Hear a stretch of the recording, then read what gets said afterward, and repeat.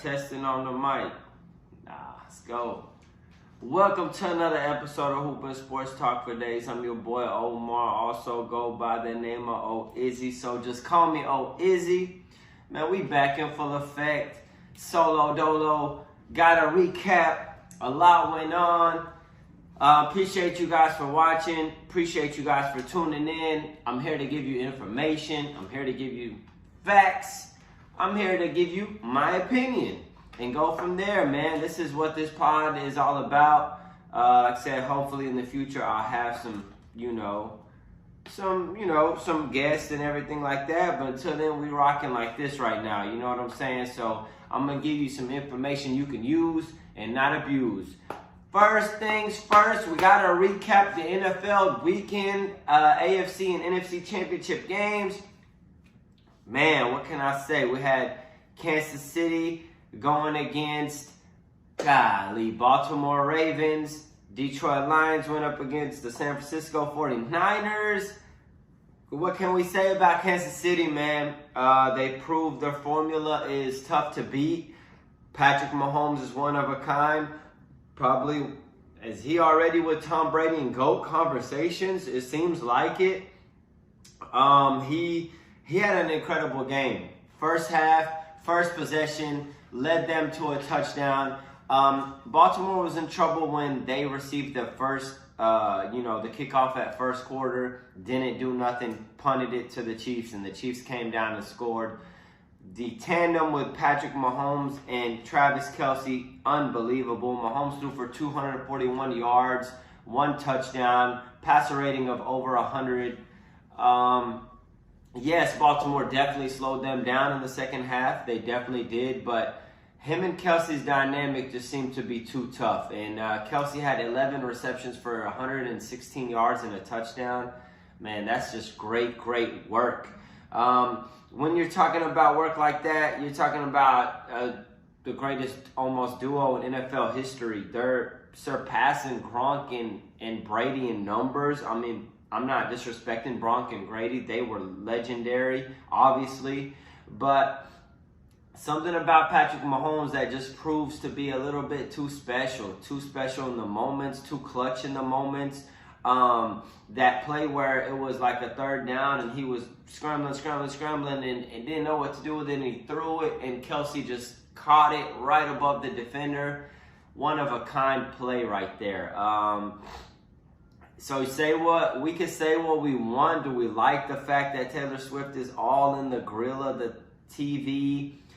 She's a superstar in her own right, but I don't think that, I think that Kelce has locked in. I think he's locked in. He's back on finding his groove.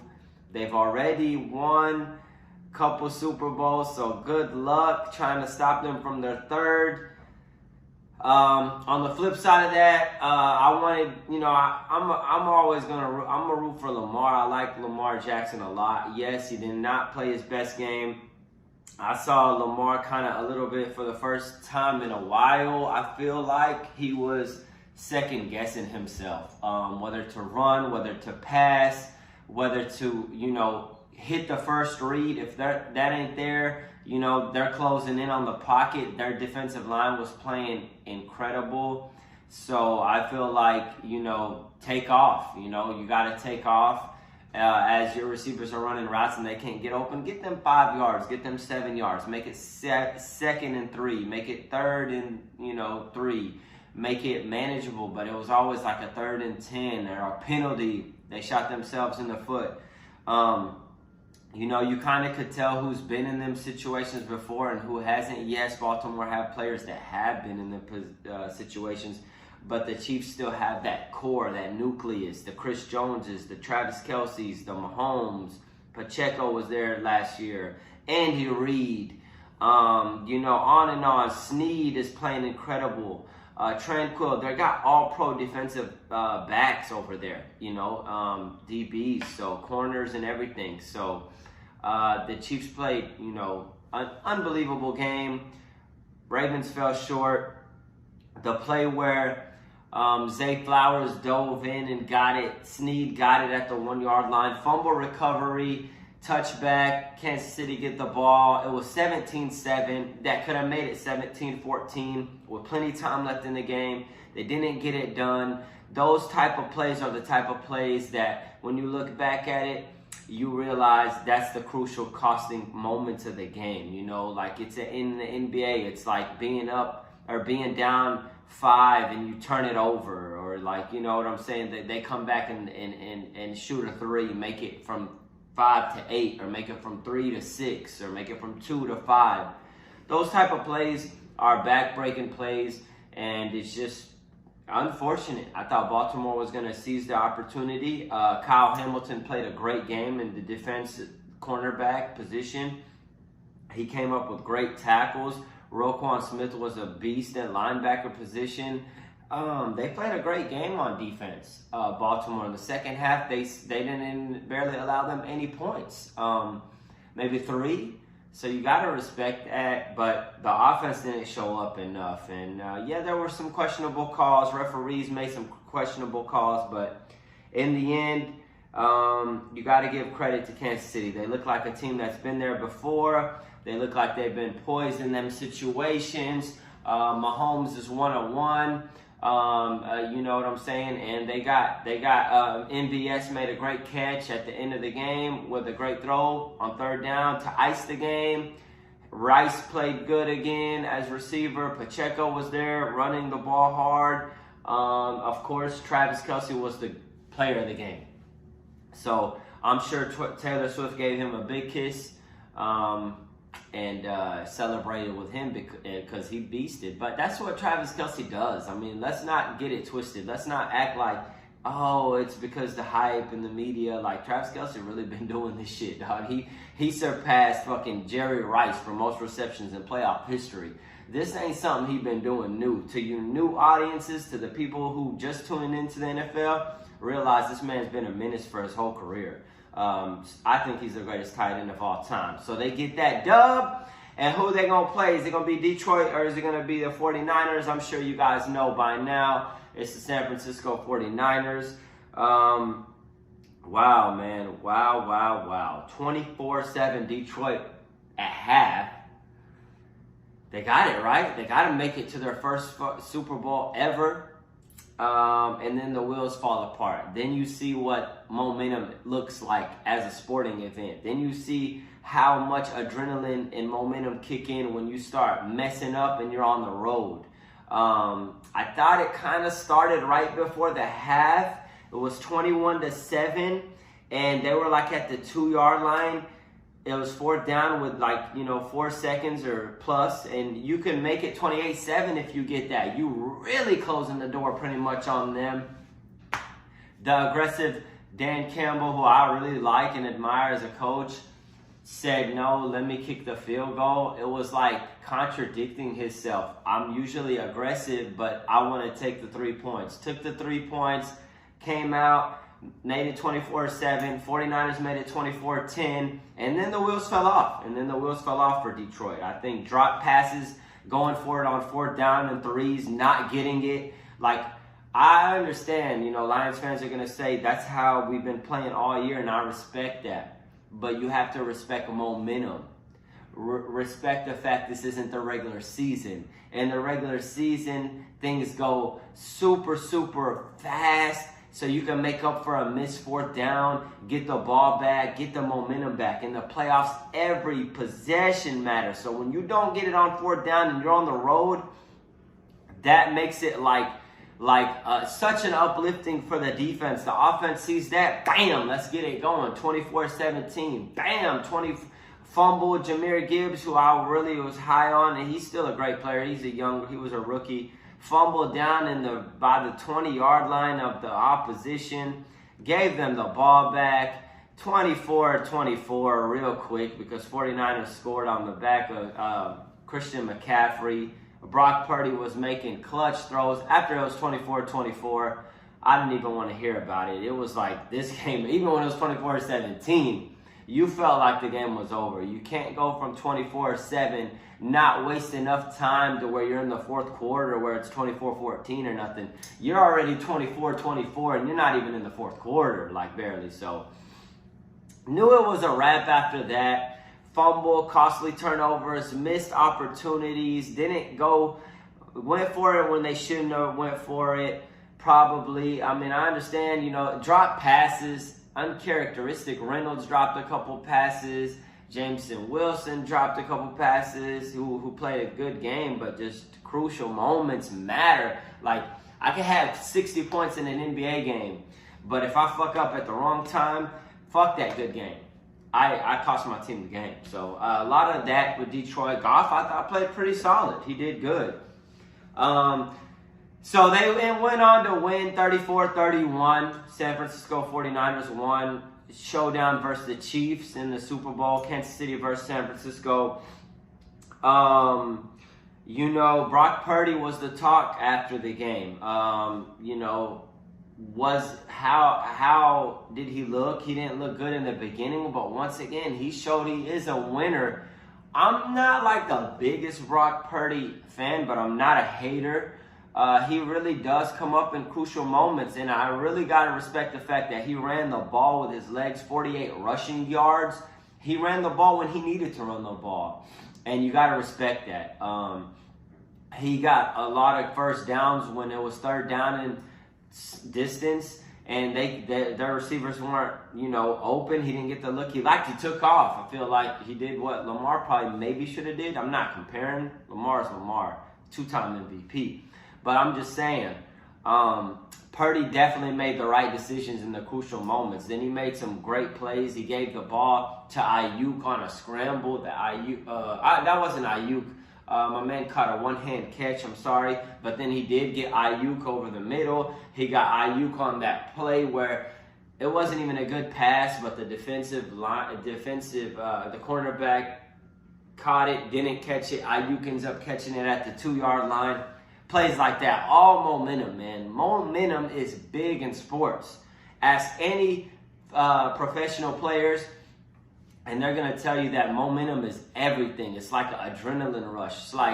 It's like you wake up at 6 in the morning and you're dead tired, but you take a shot of espresso. Bam! Now you're back in the game, right? You're back mentally. You're back juvenated. That's momentum in sports, and the Detroit Lions gave them that momentum, and Purdy took advantage of that momentum. Showdown versus the Chiefs.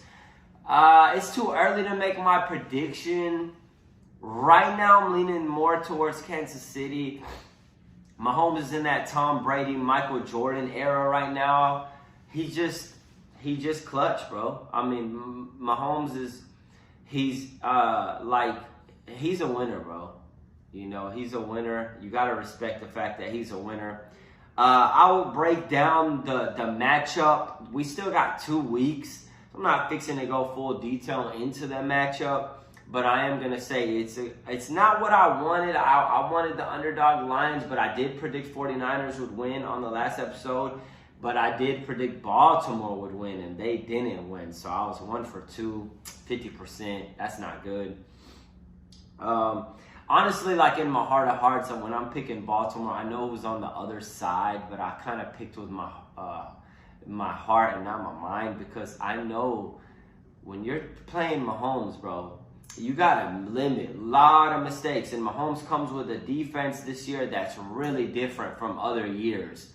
Their defense has been playing incredible football. Spagnuolo, the defensive coordinator for the Chiefs, has been calling great blitzes and great defensive schemes.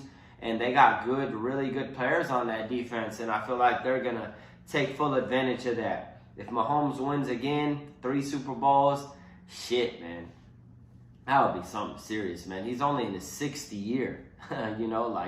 Let's not act like this man's been in his 10th, 12th year. He's only in his 6th year. He's very young. So it's called greatness. It's what we're seeing. Shout out to them. Shout out to the 49ers, even though I could care less. But I'm sure fan bases in California and fan base in Kansas City are jacked up. And it should make for a great Super Bowl run. Any quick stats? Brock Purdy, 267 yards.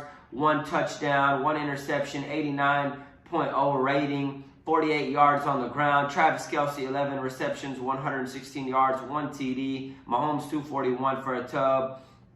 ran the ball, a couple first downs when he needed to.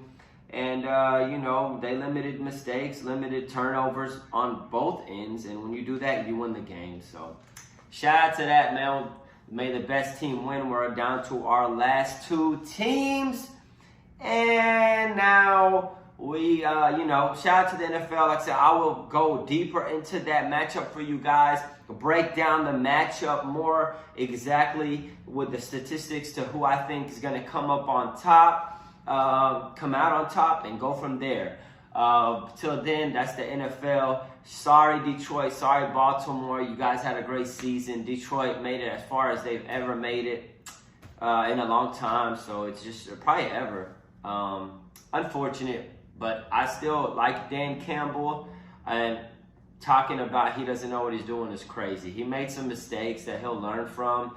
But when you're talking about an organization that was in the dirt, to an organization that now we're talking about, you got to respect that. Moving on to the NBA, man. Transitioning to the NBA. We got to talk about, I want to just talk first of all, the NBA's been going crazy. Points is out of the roof. 70 Luka, 70 Embiid, 73 Luka, 70 Embiid. 62 Karl Anthony Towns. Unbelievable points this year. D-Book, 60 plus. D-Book, 50 plus. D-Book, 40. He's going crazy. I do want to talk about this, though. I did some research for you guys.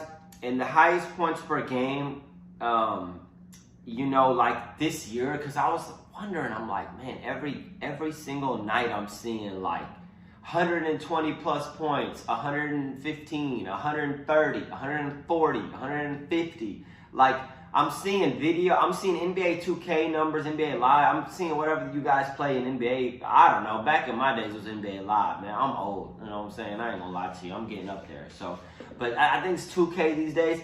We're seeing video game numbers. Like, what is this that we are witnessing? I researched and I looked up and I saw that top 15 NBA teams, 15, okay, there's 15. I think there's like 32 NBA teams. Stats, you could correct me on that. 15 teams are averaging 120 plus points a game. We're 48 games into the season. We're over halfway through the 82, so it's not early. You can't say, oh, it's still early. Over halfway in the NBA season, 120 plus points per game is what the NBA are averaging. Like, we got the Pacers at 124.8 points a game. We got the Milwaukee Bucks averaging 124 points a game. They're averaging 124 points a game. Back in the 90s, the 80s, if you scored 100 points, it was great. I mean, in Oklahoma City, 120.8 points a game. Atlanta Hawks, 120. That means every night they're scoring 120. Atlanta Hawks, 120.2. Boston Celtics, 120.2. That's 1, 2, 3, 4, 5. We got 15 teams averaging 119 and better.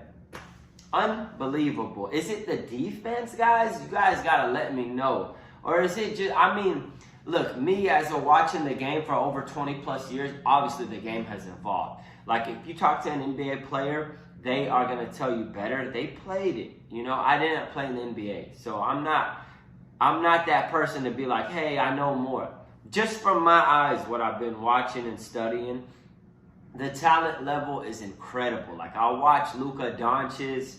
He gets the ball. He literally, like, gets the ball. If he wants to, let's say he didn't do what he usually does and drive and dish and get into the paint and one. If he just wanted to shoot 20 threes, okay, it just pull up, come and get the ball, shoot a three. He's going to make about 7 to 8 of those. That's 23, 7 times 3 is 21. If he makes 8, that's 24. That's just alone. He could shoot 23s quick. I know that's not what he does. Then he goes into the paint. He gets fouled 10 times. He makes 8 free throws. That's 32 points. Then he gets 4 or 5 layups. He's at 40. And this is not even like him having to use his energy. Like last night he scored 45 points and 15 assists and 9 rebounds. The night against Atlanta was a special night for Luka. He had 73 points on a really good field goal percentage. I mean, over 60% from the field.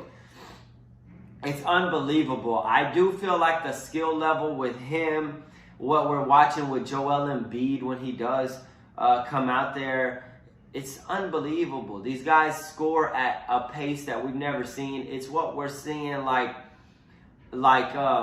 faster, quicker, smarter, and more efficient.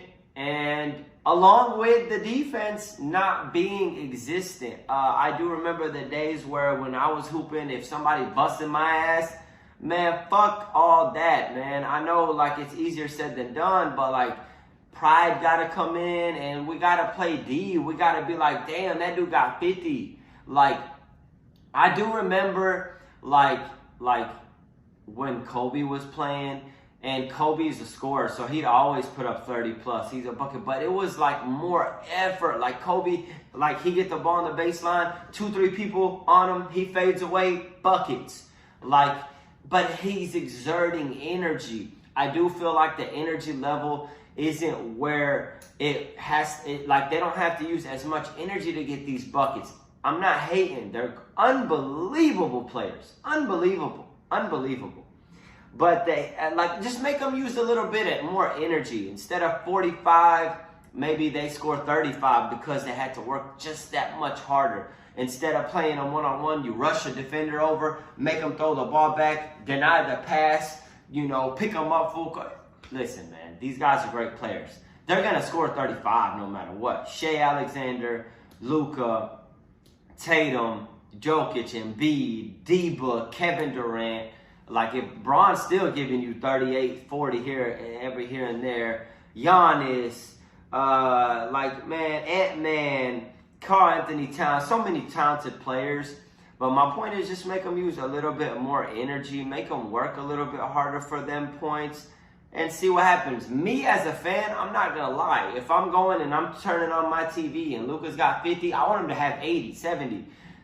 If I'm turning on the TV and I see a special night from Devin Booker, I want him to get 70 again. He's had 70. Like, I'm a fan of the game. I'm a fan of that. I'm not even asking for that. As a fan, I love it. As a competitor, you got to have a little bit of pride, man. This shit is crazy. But the NBA is going crazy, man. We got I already told you about the top 15 teams scoring 15 NBA teams got 120 points per game and more. But we also have the highest, the defense is irrelevant. We got 5 teams in the NBA are averaging 50% from the field and above every game. Every game we got 5 teams averaging 50%. That's blazing. Like that is blazing, bro. Like that is crazy. And we got, what else do I have here? Because it really is incredible. I did put down something that I did want to talk about. Yeah, 3-point field goal percentage. We got 5 teams almost averaging 40% from the 3-point line, and they shoot a shitload of threes. Like, so 30 plus, 20, 30, 40 plus. We got the Clippers averaging 39.2 from the 3-point field goal percentage. Minnesota's averaging 39.1% from the 3.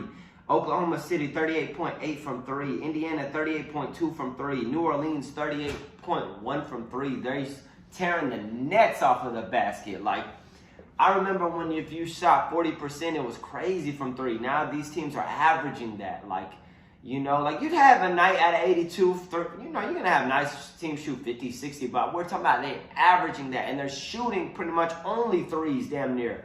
So they lighten that shit up. The NBA is crazy.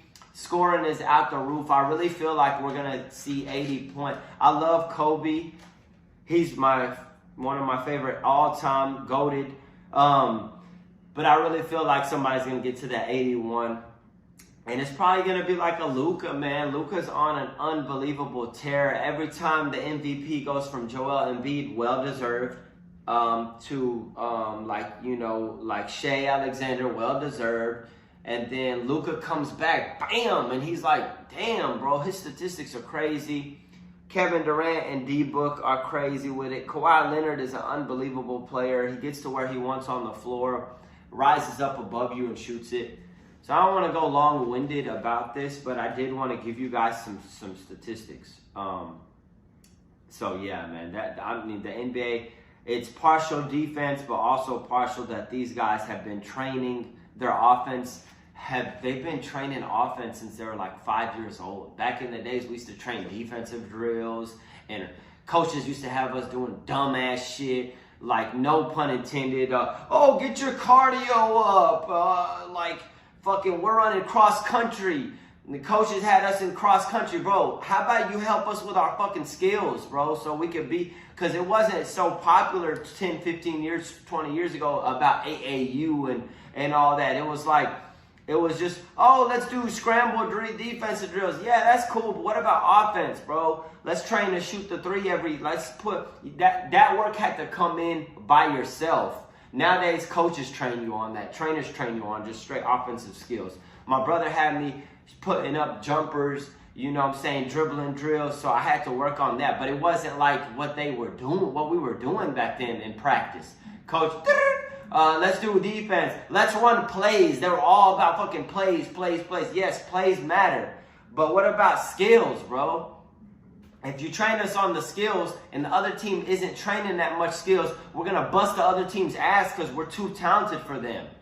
I don't know, bro. Like, the coaching back then, it was too many Bob Knights, RIP, man. But, like, you got to perfect. The game did grow, and I understand that was a different time, and that's how it was coached. But there wasn't enough coaches that thought about it in an advanced level. So you had to be that at an advanced level as a player. You get what I'm saying? That's all I'm saying. Transitioning into the All-Stars from the West and from the East, and who I think should be reserves. Man, we got in the West, we got LeBron, we got Bron, of course, Luka, of course, KD, of course, Shea Alexander, of course, and Jokic. Those are the 5 All-Stars from the West. Is that right? Did they get it right from the starters on the West? I do think that is right. LeBron, legendary, gotta have it. KD, legendary, gotta have them. They're both having great seasons as well. It's not like a charity award. And then you got Jokic, of course. Shea Alexander is having an MVP season. Luka Doncic, we spoke about him. Unfucking believable. I mean, if you look at his statistics, the dude's averaging almost 34, 10 assists. He's fucking unbelievable. He's averaging 34 plus. So yeah, I love it. But more of the topic is, who do I got in my reserves? Man, this was hard, man. I don't know. The reserves come out Thursday. Today's Tuesday. I don't know, man. I got D-Book as a reserve. Gotta have him. Steph Curry as a reserve. Gotta have him. Me personally, I got Kawhi Leonard. You gotta have him. He's got his Clippers team 3rd or 4th in the West, and they're ever since they got James Harden, they just took off like a rocket. You gotta have him because, the top. Let me go through the list before I make what I want to say. I also got Ant-Man. Anthony Edwards got his team number 1 in the West. Unbelievable statistics, balling out this world. 22-year-old, gotta have him. And then this is when it gets tricky. Like, you could have De'Aaron Fox, you could have Paul George, you could have Sabonis. I'm going to have Sabonis. He's having a fucking hell of a year, man. He's at like 20 points and 13 rebounds and almost like 8 assists, bro. So I'm going to go with him, and I'm going to go with either Fox or George. Flip a coin. I don't know. Paul George is having a great season, but I'll probably go with De'Aaron Fox. I don't know. That's a tough one. I like both those players. The debate has always been, in the MVP discussions, it's always been, yeah, but he's got his team 2nd in the West, so I gotta put him. He's 8th in the West. Listen, man, if the guy's 7th in the West killing himself and the team sucked and he's got to do everything and he's averaging fucking 33 plus and all this, I'm putting him over the guy that's averaging 15, 16 points. And my team is like, I heard Derek White. Unbelievable what he's doing really good things for Boston. But I'm not putting him as an all-star. Like I heard Reggie Miller. Oh, he's got to have him in the all-star. We got to have him. They're first in the East. Like, cool, bro. Cool. Okay. But, like, if we don't, let's not act like if we don't have Drew Holiday, Jason Tatum, Porzingis, and Jaylen Brown, that they still ain't going to be first in the East probably. So I'm not putting those, just because you're helping your team and he's doing great things, I'm not putting you as an all-star just because of that. And the other guy's averaging damn near 30 points and they're 7th in the West or 7th in the East. I got to balance it. Is he 6th, 7th, 8th in the East or West? Not 12th. I'm not putting a 12th seed guy in there. But if they're like 6th, 7th, and the other guy's first, but he's doing good things like Derek White, I'm not putting Derek White in the All-Star game, bro. I'm sorry, bro. Like, that shit kind of pisses me off. Like, that's the old-ass bullshit mentality. Same thing with the MVP. Like, if Luka keeps on this tear, I'm not just saying that Luka's not deserving of MVP, but Shai Alexander's averaging the same damn points per game almost, and he's got his team 2nd in the West. That I can respect him being a MVP. Obviously, right now, probably Joel Embiid is right there as well. He's got his team right in the mix, and he's averaging 35, 36 points a game. Plus rebounds is crazy. So I can go with Embiid, no problem. We're not dropping off. Like, we're not going from 1st to 12th. We're going from 2nd, 3rd to 6th in the West, keeping Luka involved in the MVP race. That type of stuff just pisses me off, man. Let's keep it. I said, oh, but he's got his team 3rd. Does he got his team 2nd in the West, East? Or does Jason Tatum, Drew Holiday, Porzingis, and Jaylen Brown got their team fucking 1st in the East? Like, come on, man. What are we doing, bro? What are we doing? That type of stuff kind of bothers me. Shout out to Derek White. I'm not hating. He's the type of piece you have to have if you're going to win a championship. But All-Stars, bro, come on, man. There's too many fucking cold-ass players in the All-Star game. And I feel like we do got to expand to 15 teams, bro. 15 players. We got to expand from 12 to 15. There's too much talented players in the NBA. Going to the Eastern Conference, we got Dame. We got Giannis, we got Embiid, we got Tatum, we got Halliburton, starters. They haven't announced, like I said, the reserves. Listen, I don't love that. I like the West team starters. I'm a big Damian Lillard fan. There's been a little bit of too much inconsistency with the Milwaukee Bucks that I've seen this year.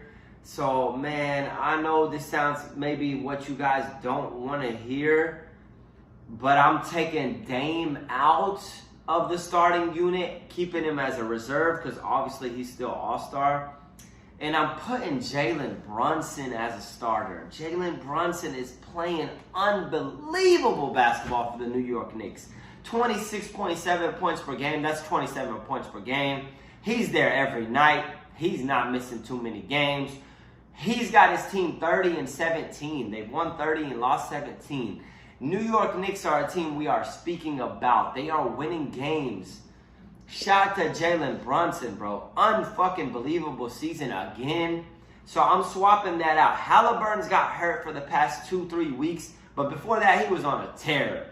So definitely got to keep Halliburton in there. I'm taking Dame out. I'm putting Brunson in. I'm keeping Dame as a reserve. Let me look up Halliburton stats real quick just to make sure that because everybody else is, you can't deny. You can't deny Embiid, you can't deny Tatum, and you can't deny Giannis. Before Halliburton got hurt, he was averaging 23.6 points a game and 12.6 assists.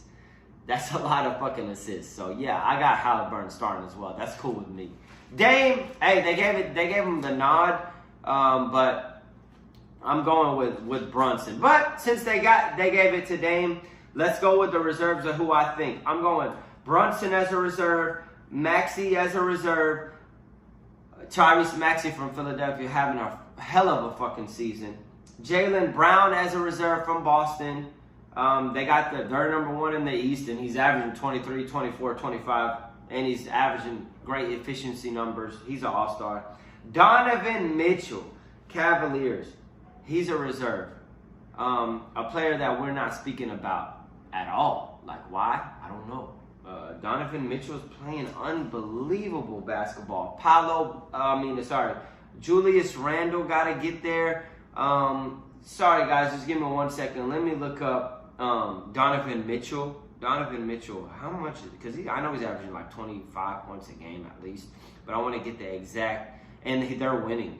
Donovan Mitchell's averaging 27.7 points per game, 5 points, rebounds, and 6.3 assists. He's a bona fide fucking all-star. He's a superstar is what he's playing.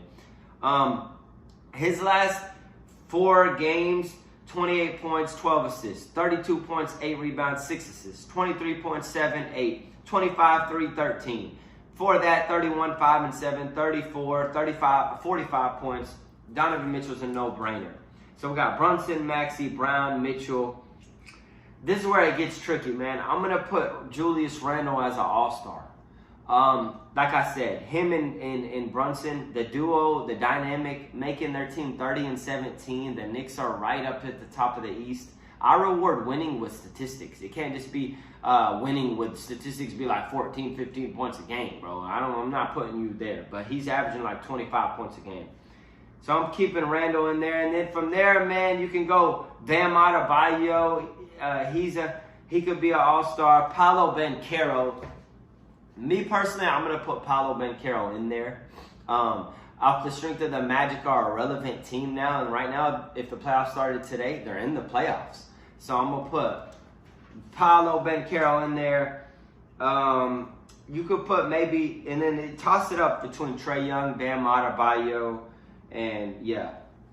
So Brunson, Maxey, Brown, Mitchell, Paolo, Randle, and toss up between Trae and Bam. Those are who I got. We'll see. A lot of talent in the NBA. Unbelievable how everybody's been playing. Shout out to them. It's a debate, man. We got to debate it. I saw the other night, second game that they're facing, it's at Denver, and Joel Embiid doesn't play for the second straight year on the road against Denver. Where is he hurt? Is he not? Man, Embiid, man, I didn't like that. Jokic and you are a rivalry now. And you guys only play 2 times a season. You're not playing 4 because y'all are in different conferences. I really wanted to see Joel Embiid play that game against Jokic. I really felt like that was kind of whack that he didn't play. Embiid's been having an unbelievable season, but kind of shows me because he smoked him the first time they played at Philly this year, about 2 weeks ago. So I'm like, Jokic's going to want that smoke back. And Embiid didn't play. I feel like stuff like that takes the competitiveness out the game. Like, back when we were kids, we loved to see Kobe play LeBron. We loved to see, T-Mac versus Kobe. We love to see, AI versus T-Mac versus MJ versus, any of the greats. And Embiid, are you really hurt? Probably a little bit, but damn, bro, you could have played that game. I didn't like it. He came out and he hyped up the fans like they were booing him, and he kind of amped it up. That don't show me championship DNA, bro. You know what I'm saying? I could be wrong, but me as a hooper, as a fan, I didn't like him ducking that smoke from Jokic, bro. And then, but you're he's the best in the NBA. Like, damn, bro, keep the competitiveness in the game. That's why I love Anthony Edwards, because he got smoked for Shea Alexander. He fuck what Shea Alexander talking about. I'm that dude. I'm that young monster. That's what we want to see, bro. We fans of the game. If it's all love and you kissing each other after the game, that's taken away from competitiveness, and I didn't like that. So, Embiid, such a fucking great player. Unbelievable. He can jab step you, shoot that mid-range, unbelievable. He can shoot the 3-ball, post you up easily. Great player, but he ducked the smoke from Jokic, and I didn't like that. I didn't like it one bit. So maybe, hopefully, he don't do that in the future. You know, that's 2 years in a row.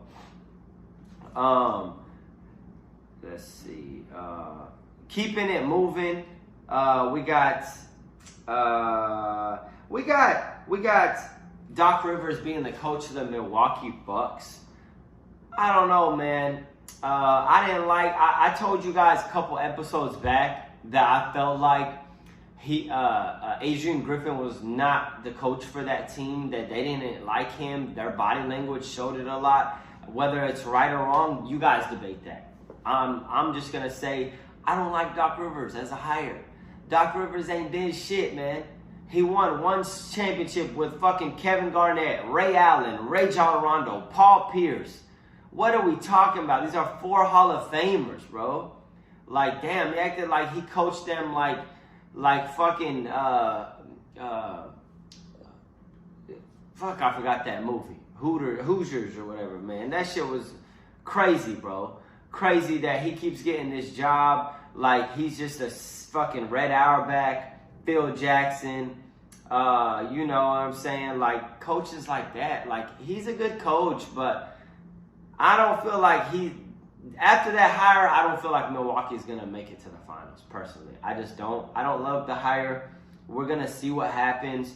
So, I don't know. You know what I'm saying? Damn, bro. Like, it don't have that feel that it's a great hire for me. Like, it just feels like it's something they're trying to tape together just because he's a veteran coach. He knows a lot of basketball, but he choked a lot with the Clippers, and they never made it to the finals.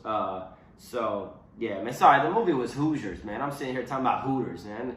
It ain't the shorties, man. It's the damn wings they got over there. That damn chicken sandwich. Boy, I love, you know what I'm saying? I'm kind of hungry. You know what I'm saying? The shorties over there, they out of there now. They used to have them back in the days. Now they gone. You know what I'm saying? I ain't gonna lie. But so, yeah, I don't love him as a coach. Maybe I'll be wrong about that, but I don't feel like Milwaukee Bucks gonna make it to the playoffs. Make it to the finals. They're definitely making it to the playoffs. Right now, I'm not loving Milwaukee, but they can pick it up. We gotta respect the greatness of Giannis and the greatness of Damian Lillard. So you have to give them their shine. They need to make some moves at the trade deadline. Winding down, we got D'Angelo Russell averaging 23 or 24 to 25 points per game over his last 8 to 10 games. He's been playing so much more confident. Deadline, D-Lo, trade deadline rumors. He's just playing more free. I think when you don't have as much on your mind, you play more free, you play more efficient. And he's been playing really good ball. Have the Lakers resulted in winning? Not really. We're 24 and 24. I can't think of, for the life of me, how Darvin Ham is still the head coach. I don't understand it. And when you say why, it's not the record, it's the players. No, it's the adjustments. Taurean Prince is playing 25 minutes and plus per fucking game, and he's barely giving you 5 to 7 points a game, like 8 points a game. He's not doing enough out there on the floor. Vanderbilt finally playing more minutes. Rui Hachimura needs to play 25 plus minutes a game, and he's not. Austin Reeves, he doesn't know when to play him, when to not, with the right, adjustments. Defense, the Lakers are giving up over 115 points a game. Their defense is trash. It's non-existent. I don't love what Darvin Ham is doing. Lakers better make some moves at the trade deadline. Jeannie Buss is full of shit right now, okay? I don't know what the hell she's doing. RIP to her dad. Her dad would have been done fucking probably fired the coach and made some moves. Lakers are wasting the years of LeBron. And if they think that they're just going to go into a play-in game and win the finals, that shit's not going to happen. It's not going to happen. You better get your ass in the top 6 seed of the West to have any fucking chance of winning this championship. And right now, you ain't got no chance because you're full of shit with the rotations, Darvin Ham. And I don't like it. And you have to make trades. I love the way D'Angelo Russell's been playing. If you want to keep him, you better trade around him. You better trade around him and keep the nucleus of D'Lo, Bron, and AD, but trade the fuck around him because everybody else can go. That's what I think. 24-24 is unacceptable in 48 games. Yeah, man, that was a quick run. I mean, that was not quick. We're 45 minutes in. Appreciate you. If you made it this far, man, thank you so much. I respect you guys so much.